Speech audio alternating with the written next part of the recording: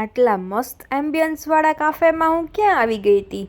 જો તો ચાલો તમને બતાવું કે આટલું સરસ એમ્બિયન્સ અને ત્યાંનું એકદમ મસ્ત એવું ફૂડ આ ક્યાંનું કાફે છે. તો અમે લોકો આવી ગયા હતા અમદાવાદના કોમો બાય કાફામાં. ચાલો તો હું તમને આજે આમની મુલાકાત કરાવું અને તમને આખું કાફે બતાવું કે આ કઈ રીતનું કાફે છે ને એનું એમ્બિયન્સ કેવું છે, એનો સ્ટાફ કેવો છે. જો તો આ એક બહુ મસ્ત એવું કાફે છે અને જોઈ લો તમે તમારી નજરે જ જોઈ લો, એનું એમ્બિયન્સ જોઈ લો, ત્યાંની વાઇબ્સ જોઈ લો. એકદમ સરસ એવું કાફે છે અને અમે લોકો અહીંયા ગયા હતા ત્યાં મુલાકાત લેવા માટે. તો જોઈ લો, મને તો પર્સનલી આ કાફે બહુ ગમ્યું કેમ કે ત્યાંના ડાઇનિંગ, ત્યાંનું લાઇટિંગ અને ત્યાં અલગ અલગ જગ્યાએથી તમે અઢળક ફોટા ક્લિક કરી શકો છો. એ રીતનું આખું એમ્બિયન્સ એ લોકોએ બનાવ્યું છે અને ત્યાંની હાઇપ તો બહુ સરસ છે.